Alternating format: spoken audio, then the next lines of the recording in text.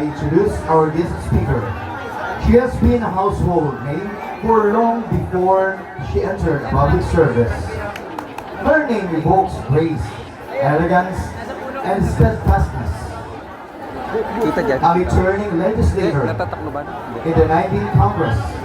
She is distinguished member of the Committee on Appointments as well as the Committee on Food Security, Higher and Technical Education, Housing and Urban Development, Metro Manila Development, and Southern Tagalog Development. During her first term, she fulfilled her campaign promise and moved to make Bacoor a component city.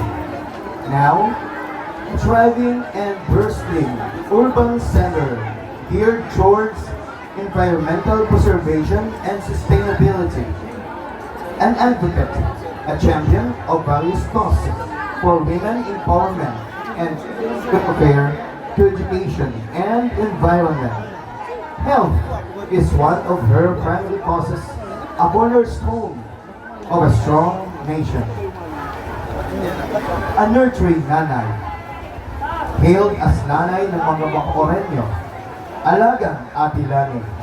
Her umbrella social program ensures that the social services reach its indeed intended beneficiaries. A woman of integrity, likewise a source of inspiration for women, for having been elected as the first ever woman represented Bacoor as the second legislative district of Cavite. Consistently awarded most outstanding congresswoman by the prestigious Super Brands Philippines for the years 2011. Until 2015, during her two terms as Bacoor representative from 2010 to 2016, for the succeeding 6 years, and served as the City of Bacoor's First Lady, local chief executive, and the city was consistently awarded the ALG Seal of Good Local Governance. She is not only celebrated, but a multi-awarded public servant, for he was once again awarded 2023 Most Outstanding Congresswoman. Furthermore, Rotary Club of Anciana Manila recently bestowed upon her the Person of the Year Medal of Honor. Ladies and gentlemen, please welcome with rousing round of applause our speaker whose legislates, advocates, nurtures, and inspires Cavite's second legislative district, Ate Lani, the Congresswoman, Lani Mercado Revilla.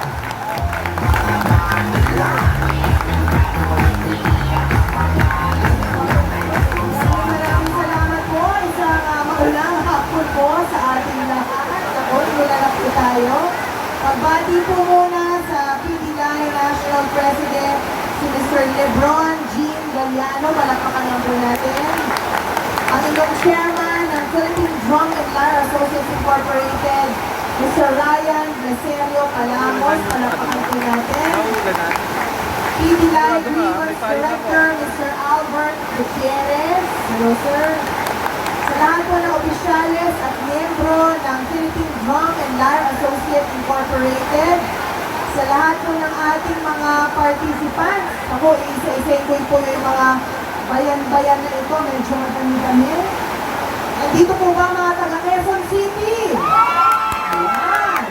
Medyo na, buti na dyan kayo sa ilalim ng ating pong room. Ayan. Caloocan City! Parañaque City! Bulacan! Zambales! Tagkawalan, Quezon! Lukban! Antipolo City! Kapalonga! Lucena City! Valenzuela City! Marikina! Cavite City! Wow! Buhay na buhay pa! Rain or shine! Tuloy na tuloy ang ating 9th national competition ng ating drum and lyre. Mabuhay and welcome to the city of Bacoor, the marching band capital of the Philippines. Kailangan talaga ipagdasal natin sa Panginoon. Lord, hininto mo ang ulan para makapag-perform ka.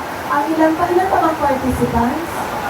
4 more participants at bago tayo makapag-awarding. From mula sa ating mahal na Senator Ramon Bong Revilla Jr., sa ating mahal na Alcalde, Mayor Strike Revilla, sa aming mahal na Vice Mayor Rowena Bautista Menjola, at sa inyong lingkod, Congresswoman Lani Mercado Revilla, we welcome you to our city. Alam naman po natin na ang lungsod ng Bacoor ay kinikilalang National Marching Band Capital of the Philippines.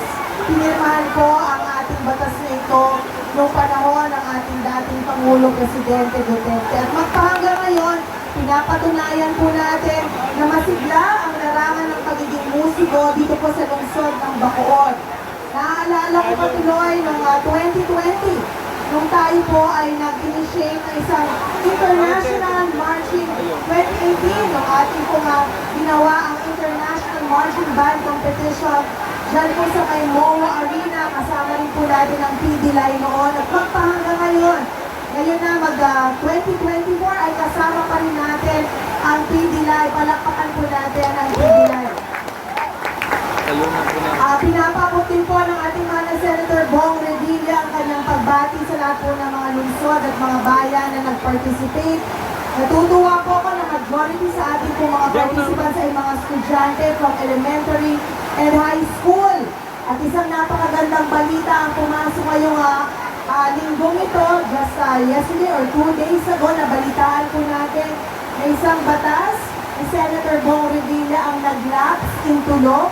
Ito po ang pagbibigay ng free entrance exam sa mga top 10 students po natin ng high school na magsisipagtapos to private colleges ng ating bansa. Palakpakan naman po natin yun. We are giving equal importance sa ating pong mga matatalino, ngunit mga dahop na mga estudyante na gustong makapag-aral sa kolehiyo. This will give them equal opportunities na pwede pang maging scholar at mag-apply at makapasa sa mga private institutions at colleges na gusto nilang mapasukan. Salamat po kay Senator Bong Revilla. At bilang alay din po natin ni Senator Bong Revilla sa inyong mga kabataan, nandyan po, baka hindi pa alam ng ating mga kababayan, yung ating pong batas na anti-no permit, no exam.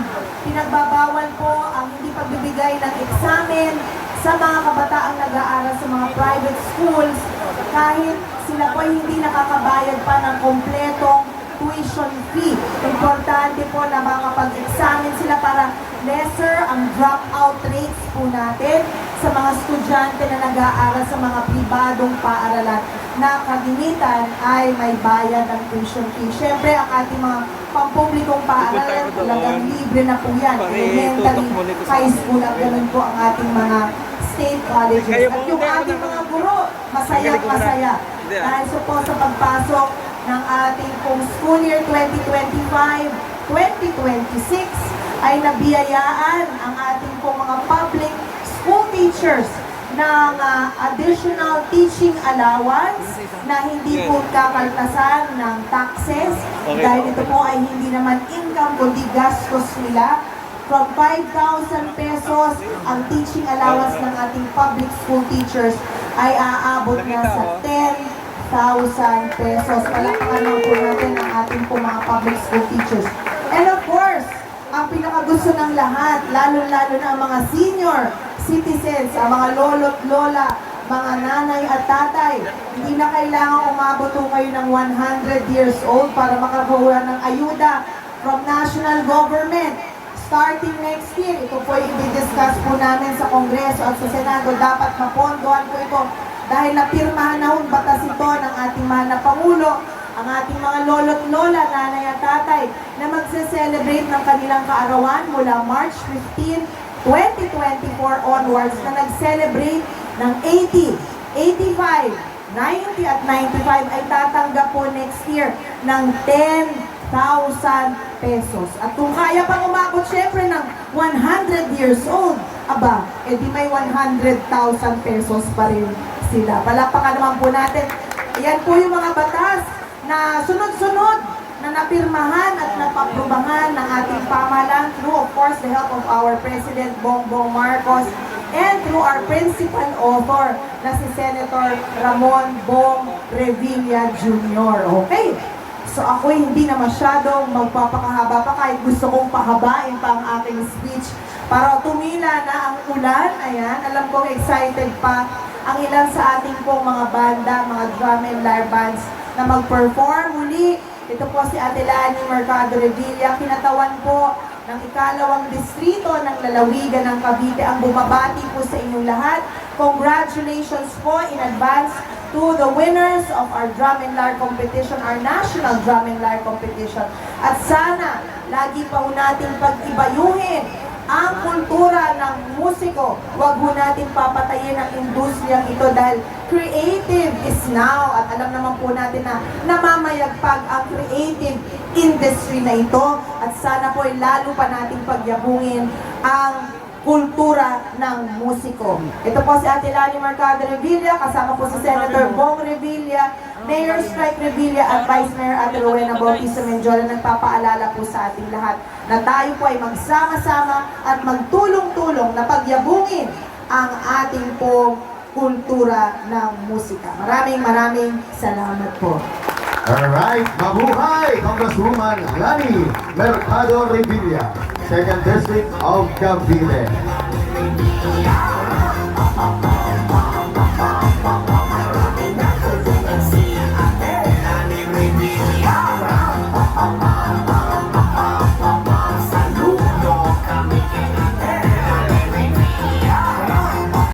Association officers para sa taong 2024 to 2027.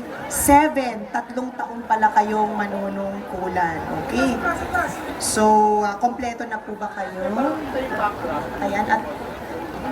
Ayan, atras daw tayo.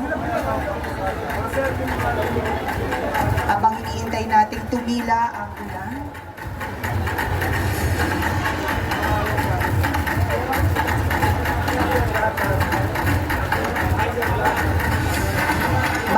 Habang sila po ay nag-aayos, binabati ko rin po ang lahat ng happy 12 cityhood anniversary ng lungsod ng Bacoor. We celebrated our 12 cityhood anniversary last June 23 at kayo po ay bahagi ng ating pong selebrasyon. Since today is the last day of June. Okay na? Orong pa tayo? Okay na po? Handa na po tayo? Ayan, para kasya po kayo. Ako na lang po yung haharap sa inyo. Okay, itaas niyo po ang inyong kanang kamay at sumunod po kayo sa akin. I state your name and state your position of the Philippine Drum and Lyre Associates Inc. As I do solemnly affirm that I will support and defend the bylaws of PDLI National Office, that I will bear true faith and allegiance to the association, that I take this obligation freely without any mental reservation or purpose of evasion. And I will faithfully discharge the duties and responsibilities which I am about to enter. So help me God. Congratulations po.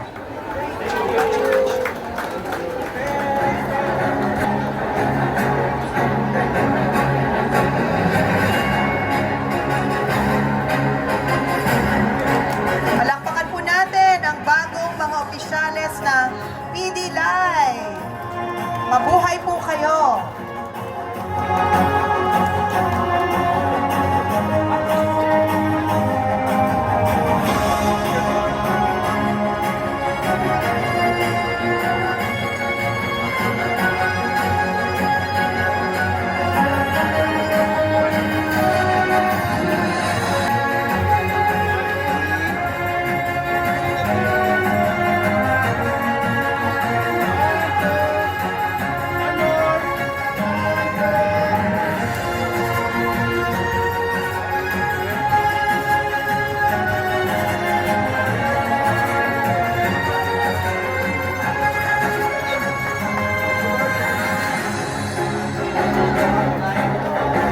Yes, once again, congratulations to the newly appointed Board of Directors of Philippine Drum and Lyre Associates Incorporated. Thank you so much to our oath. Bigyan ng oath si Congresswoman Lani Mercado Revilla. Mabuhay